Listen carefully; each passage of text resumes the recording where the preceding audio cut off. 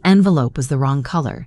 That's what I noticed first. Everything else at the table was champagne and gold and white linen, all of it staged for the photograph my mother had hired someone to take, but the envelope she slid across the tablecloth toward me was a flat, industrial gray, the kind of envelope a hospital sends when someone has died. I had just turned the tassel on my graduation cap 2 hours earlier. My cap and gown were folded over the back of my chair. I was 26 years old, and I had paid for every credit hour myself, and my mother had insisted on a celebration dinner at a steakhouse on the river because, as she put it on the phone, we should make some kind of fuss, even if it's only a master's. Even if it's only a master's. That was the phrase. I should have known then. I had finished my MBA that morning, with distinction. The stage announcer had stumbled over my last name, and my mother had laughed, audibly, in the third row. I want to tell you about the envelope, though, because everything starts with the envelope. I picked it up. It was heavier than it looked. There was no name on the front.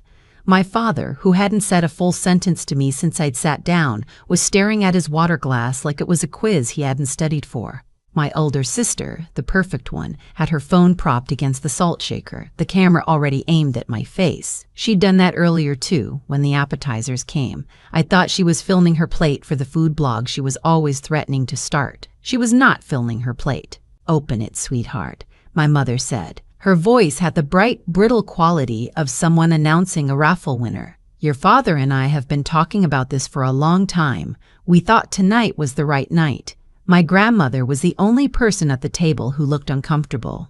She had flown in from Pensacola that morning, 90 years old and still wearing her good shoes, and she was watching my mother with the particular flat stare she usually reserved for telemarketers. She reached across the table and put her hand on top of mine. She didn't say anything. She just squeezed once, hard, and let go. I opened the envelope. I want to be honest about what I felt in the first 5 seconds, because it wasn't what you'd think. It wasn't shock. It wasn't even pain, not at first. It was a kind of cold administrative relief, the same feeling you get when a doctor finally puts a name to the symptom you've been carrying around for years. The papers were notarized. They were dated 3 weeks earlier. My father had signed them. My mother had signed them. My sister had signed them. There was even a line from my brother-in-law, who was not present and who had not, to my knowledge, been a member of this family for the 7 years he'd been married into it. He had signed, too. The header was in bold, centered, all caps. Notice of familial disassociation and disinheritance. Underneath, in smaller font, a single sentence, "The undersigned hereby formally and irrevocably renounce all familial, financial, and emotional obligations to the named individual, effective immediately." The named individual was me. My sister's phone was steady. She had a small, expectant smile on her face, the kind you wear at a surprise party right before the lights come on. My mother had her hands folded under her chin like a girl in a yearbook photo.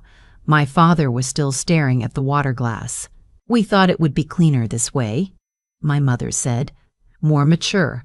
You've made it very clear over the years that our values aren't your values. We didn't want there to be confusion later. About the house, about the trust, about the holidays. We're giving you a fresh start. From all of us. From all of us." She kept saying that. From all of us. As if the whole thing were a group card she'd had everyone sign at the office.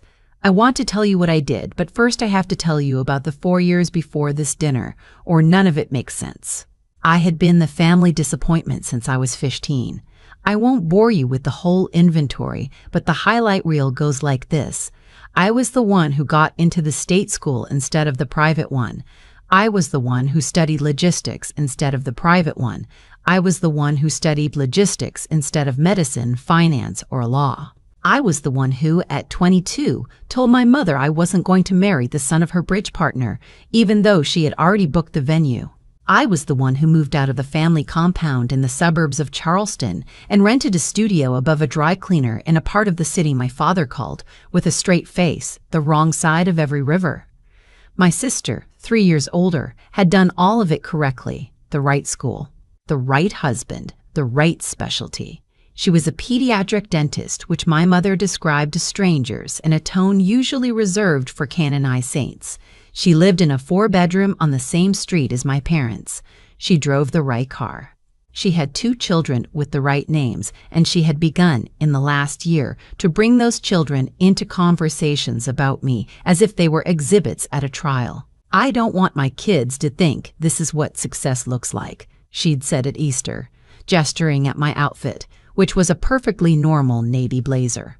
What none of them knew, what I had been very careful for none of them to know, was that for the past 4 years I had been building something. I had taken my undergraduate logistics degree and a tiny line of credit and a 6-month leave from a corporate gig that paid just enough to keep me alive, and I had built a regional freight optimization platform. The kind of thing nobody at my mother's bridge club would have understood if I'd drawn them a diagram. We didn't move boxes. We didn't own trucks. We sold an algorithm that told other people's trucks where to go and what to carry and how to fill the empty space on the way back. I had 2 co-founders. We had bootstrapped it for the first 18 months out of a shared co-working space near the port. We had landed our first real client, a mid-sized grocery chain, the same week I started the MBA program at night. By the end of my first year, we had 4 clients. By the end of the second year, we had a Series A and a small office and a team of 9.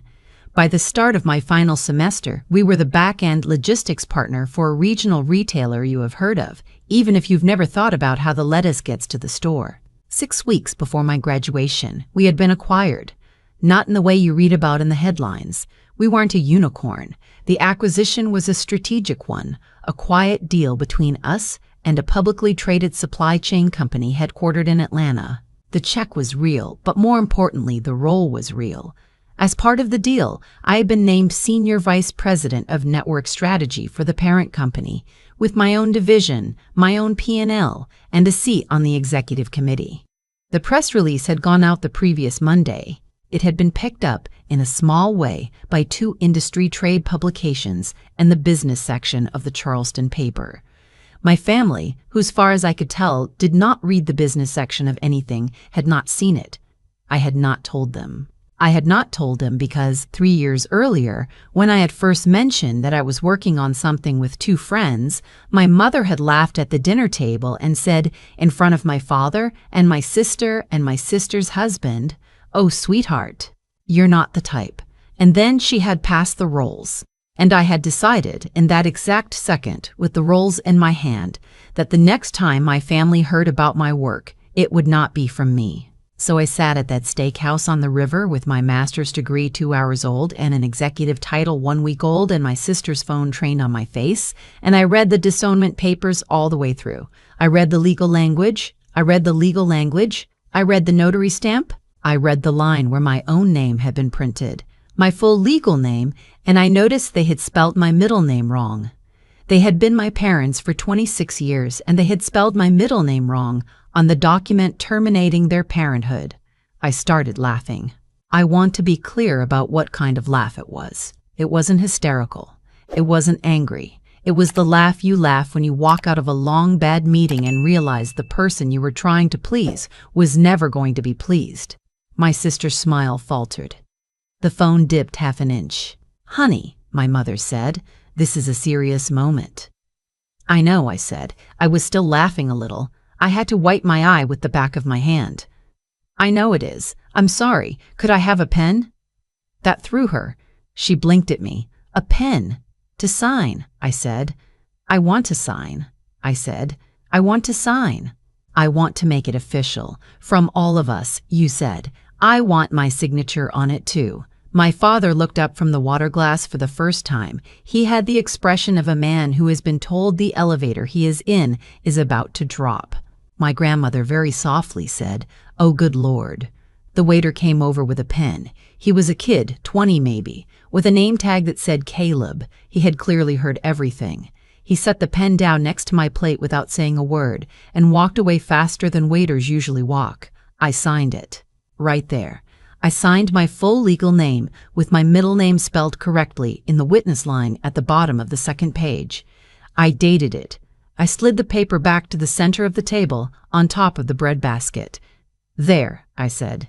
"Thank you so much. Truly." "I mean that," My mother's face had gone the color of the tablecloth. "You don't have to be sarcastic." "I'm not being sarcastic," I said. "I'm being grateful. You've just saved me a very awkward conversation I was going to have on Sunday." "What conversation?" my sister said. The phone was still up, but her hand was shaking now, which was making the footage useless, which I knew she would discover later. "Doesn't matter," I said. "Not anymore. You've taken care of it for me." I stood up. I picked up my purse. I picked up the envelope, including the signed papers, because I wanted my own copy. I leaned over and kissed my grandmother on the top of her head. She smelled like the same lavender soap she had smelled like since I was 4. She reached up and held my wrist for a second and said very quietly into my forearm, "Call me Tuesday." That was all she said. I walked out of the steakhouse without paying, which I want to acknowledge was petty, because the reservation was in my mother's name and I had been planning to insist on the check, and I will admit that walking out and leaving them to settle it gave me a quiet, juvenile pleasure that I do not regret to this day. I drove home and I sat on my apartment floor and I did not cry. I was waiting for the crying. It didn't come. What came instead was a calm, focused clarity, the kind I usually only got at 3 in the morning during a hard product sprint. I scanned the dissettlement papers on my phone. I emailed them to my attorney with a one-line note that said, "Please file these somewhere I can find them again." Then I poured myself a glass of the cheap Prosecco I had bought for myself that morning, before I'd known I would need it for any other reason, and I drank it standing at my kitchen counter. I thought my family had given me their worst that night. I was wrong. The worst was still 6 days away. But I want to talk about the 6 days first, because they matter. The morning after the dinner, my sister posted the video. Not the whole video. She had edited it. She had cut out the part where my mother handed me the envelope and the part where I asked for the pen. What she'd kept was a 15-second clip of me reading the papers, and the moment I started laughing and then a cut to my face as I stood up to leave.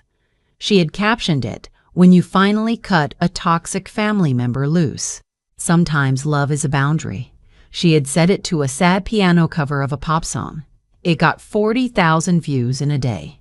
Her friends from college, women I had grown up around, women who had once been to my high school graduation party, flooded the comments with hearts and praying hands emojis and long messages about how brave she was.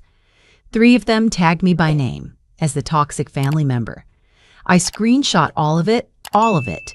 I sent it to my attorney too. He wrote back in 20 minutes and said, "Defamation is a stretch, but we can absolutely send a letter." I told him to wait.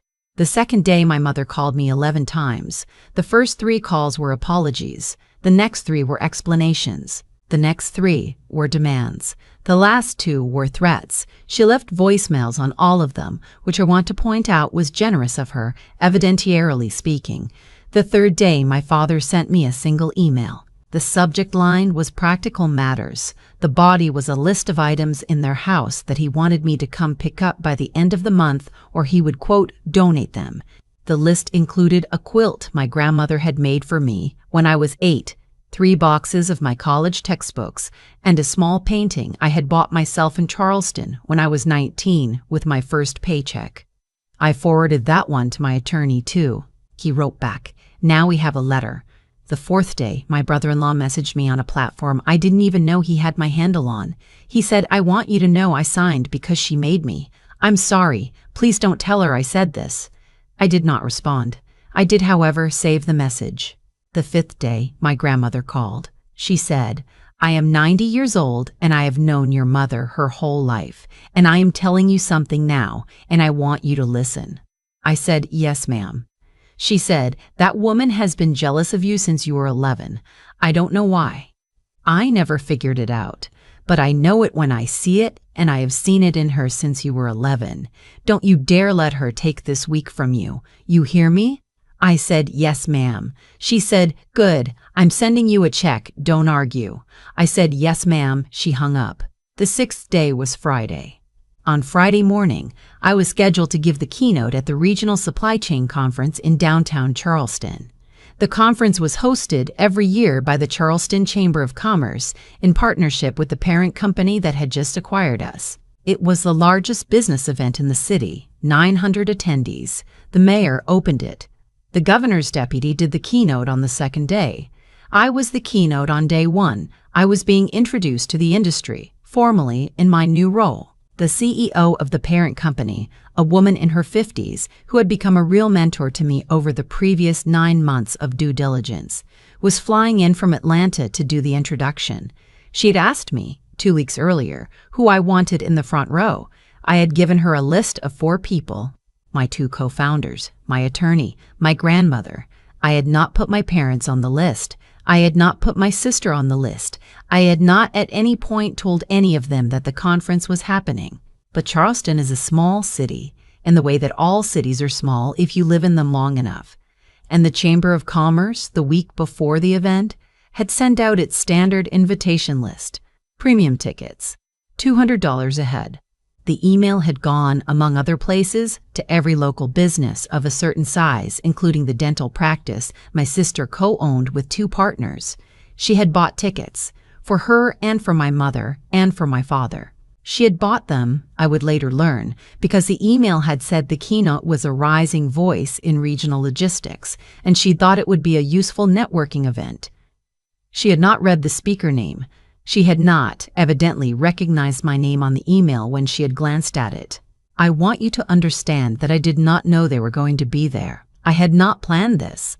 I am telling you that because the part that comes next looks staged, and it was not. Some things in life arrange themselves, and the only thing you can do is not interrupt. I arrived at the convention center at 7:30. I was wearing a suit I had bought the week before. Navy with a faint stripe, the first piece of clothing in my entire life that had cost more than $300. My grandmother was already there. She was sitting in the front row in a wheelchair my co-founders had arranged for her, holding a paper cup of coffee with both hands, and when she saw me come in through the side door, she lifted the cup an inch in salute. The CEO came over. She hugged me. She said, "Are you ready?" I said, "Yes." She said, "I'm going to do a long intro. I want to. Is that okay?" I said yes. The room filled up. 900 people. The lights dimmed. I stood in the wings. I saw my parents from the wings. They were in the 8th row on the aisle. My sister was next to them in a cream-colored blazer, her phone already out. Because she filmed everything now, it was a reflex. They had not seen me yet. They were looking at their programs. I watched my father unfold his program and read the front of it. I watched his face change. I watched him lean over and say something to my mother. I watched her look at the program. I watched her look up at the stage. I watched her start to scan the wings. The CEO walked out. The applause started. She thanked the chamber. She thanked the sponsors. She thanked the city. And then she said, and I am quoting from the recording, which I have watched exactly twice and do not need to watch again. 3 years ago, a woman walked into our offices in Atlanta with a pitch deck, 2 co-founders, and a model that was so clearly correct that I spent the entire meeting trying to figure out why nobody else had built it. The answer, it turned out, was that nobody else was her. It is my profound personal pleasure and the strategic privilege of our company to introduce to you today our new Senior Vice President of Network Strategy, the founder of what is now our flagship optimization division, a graduate as of last weekend of the Executive MBA program at our own beloved local university, and one of the smartest operators I have ever had the honor of working with. Please welcome to the stage. And then she said my name, my full name. My full, correct name, including my middle name, which was the one my parents had misspelled on the disownment papers 6 days earlier. I walked out. I want to tell you what I saw, because it is the only image from that week that I have allowed myself to keep on purpose. My grandmother was standing up. She was 90 years old, and she was standing up out of the wheelchair, holding the armrest with one hand.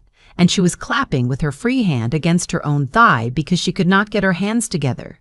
She was the first person on her feet. She started the standing ovation. The whole front row stood up because she did. The whole room stood up because the front row did. 900 people on their feet, before I had said a single word. My mother was not standing. My mother was sitting in the 8th row on the aisle with her hand over her mouth. My father was sitting next to her. He was holding the program in both hands and staring at it, the way he had stared at the water glass of the steakhouse. But his hands were shaking now, which they had not been at the steakhouse. My sister's phone was in her lap, not up, in her lap. She was looking at me. She was looking at me the way you look at a house you used to live in and just realized has been sold. I gave the keynote. It was 38 minutes long. I do not remember most of it. I remember 3 things. I remember making a joke about pallet utilization that got a laugh I had not expected. I remember pointing at my grandmother in the front row and thanking her by name, and the room applauding her, and her shaking her head, no but smiling so hard her eyes disappeared. And I remember, near the end, looking out at the 8th row and seeing that all 3 seats were empty. They had left. At some point during the keynote, my mother and father and sister had stood up and walked out of the convention center. They had not waited to see the end. The next 48 hours were the messiest of my adult life. My mother called 14 times on Friday afternoon. I did not answer. She left voicemails ranging from, "We had no idea, sweetheart. Why didn't you tell us? This is wonderful," to, "You have humiliated this family in public and you will regret it." She sent both kinds within the same hour. My father did not call. He sent one text which read, "Your mother is very upset. Please call her." That was it. That was the entire text. My sister did something stranger. She did not call. She did not text. What she did was take down the disownment video. She also took down the posts she had made about it, and the follow-up post, and 1.5 years of other posts, going back, in which she had referenced me by descriptors like my problem sibling and a relative I'm working on letting go of.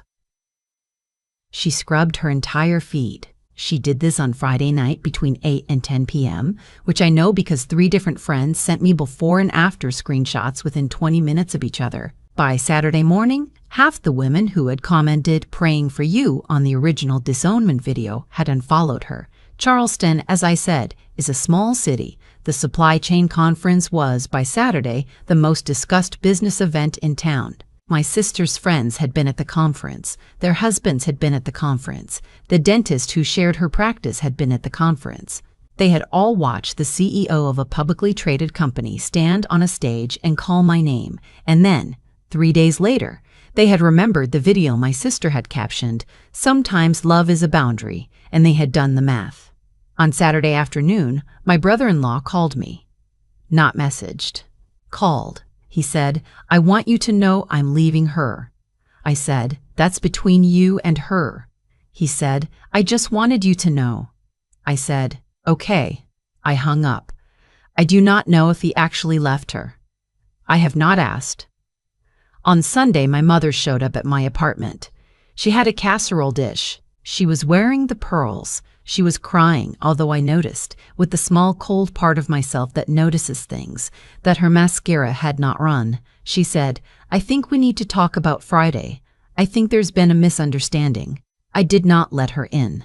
I stood in the doorway of my studio above the dry cleaner, in a t-shirt and sweatpants and bare feet, and I said, "Mom, I have a copy of the document. You signed it. Dad signed it. Madison signed it. The notary signed it. I signed it. There is no misunderstanding. There is a piece of paper in my attorney's office that says we are not related. That paper was your idea. I want you to go home." She said, "We didn't mean it the way it sounded." I said, "It was a notarized document. There's only one way it sounds." She said, "We're family." I said, "From all of us." That's what you said. "From all of us." You said it twice. She said, "Sweetheart." I said, "Goodbye." I closed the door. I locked it. I went back to my couch. I sat down. I picked up my laptop. I opened a financial model I had been working on for the upcoming quarter, and I worked on it for 4 hours, and I did not cry then either. I want to skip ahead now because the rest of it is less interesting than people think. It has been 3 years. I bought a house, not in the suburbs, downtown, in a neighborhood my father once called the wrong side of every river, which has since become the part of town where you have to make reservations a month out for brunch. My grandmother lives with me now. She moved in 8 months ago after a fall. She has her own wing. She has a garden. She has a small terrier named after Roosevelt, which one I will not say because it embarrasses her. She is 93. She is, I think, the happiest she has been in 40 years. I do not speak to my parents. I do not speak to my sister. The disownment papers, the real ones, the ones they signed, are framed on the wall of my home office. I had them matted. The frame is brass. My grandmother helped me pick it out. She said, and I quote, "Make sure it's a nice one. You earned it." My company, the division I run, did $340 million in revenue last year. We are projected to do over $500 million this year. I sit on 3 boards. I have given the keynote at that same Charleston conference twice more, and the second time, when I walked out on stage, the standing ovation started before the CEO had finished saying my name. My mother sent a Christmas card the first year. It came back because I had moved and I had not given her my new address, and I never will. She sent one the second year to my office, which is harder to hide. I did not open it. My assistant, who knows the entire story, walked it to the shredder herself. She said it gave her a small, pure joy. She is possibly the best hire I have ever made. My sister's marriage did not survive. I know this because Charleston is a small city. I do not know the details and I have not asked. I have a niece and a nephew I have not seen since they were 3 and 5 years old. And I think about them sometimes, and that is the only part of any of this that still hurts. My grandmother says they will find me when they're grown. She says it like it is a fact and not a wish, and I have decided to believe her because she has been right about every important thing in my life since I was born. People ask me, when they hear the story, whether I would do anything differently.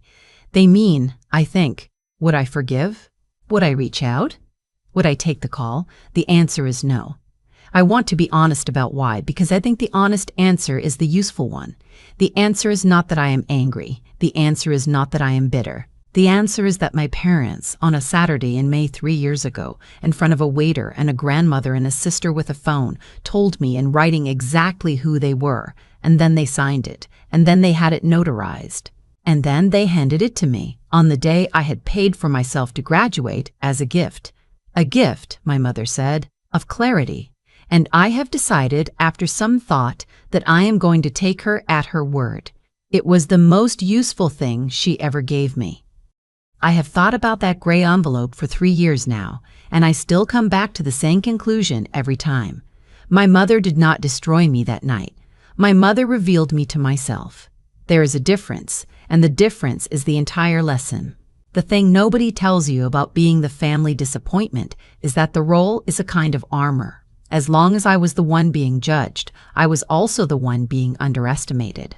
Every Christmas dinner where my sister Margot showed off her pediatric practice, every Sunday brunch where my mother Celeste sighed at my career choices, every silent ride home from a holiday I had not wanted to attend, I was being told I was small. And while they were telling me I was small, I was quietly building something that was not. I did not build the company out of spite. I built it because I was good at the work and because the work made sense to me. But I will tell you this honestly. The fact that my family did not believe in me made it easier to keep my head down. Their contempt was, in a strange way, a gift I did not know I was receiving. The papers they handed me were the cause, the keynote was the effect. But the chain of cause and effect did not begin in that restaurant. It began the first time I decided not to argue with my mother about who I was. It began the first time I chose to put my energy into proving something to myself instead of proving something to her. Every quiet morning at the co-working space, every sleepless night before a client pitch, every conversation with my co-founders that I did not bring home to the dinner table was a small deposit into an account my family did not know I had. What I learned sitting on my apartment floor that night with the Prosecco going flat is that decency is not the same as obligation. I owed my parents nothing. I had owed them nothing for years, but I owed myself everything. I owed myself the work. I owed myself the long view. I owed myself the discipline to keep building when no one was watching because the people who were supposed to be watching had decided I wasn't worth the seat. If you are listening to this and someone in your life has handed you their version of a gray envelope, I want you to hear me. Do not waste your strength trying to change their minds. Use it on the work. Use it on the patient, ordinary, unglamorous building of a life they did not give you permission to want. Be honest about who they are. Be honest about who they are. Be honest about who you are, and then put your head down and become the person your 18-year-old self deserved. Grandma Ruth told me once that the people who love you make you taller. Everyone else is just weather. I think about that almost every day. The weather passed, the work remained. And the woman who walked onto that stage was not built by the people who tried to disown her. She was built by the woman she chose to be when nobody was clapping yet.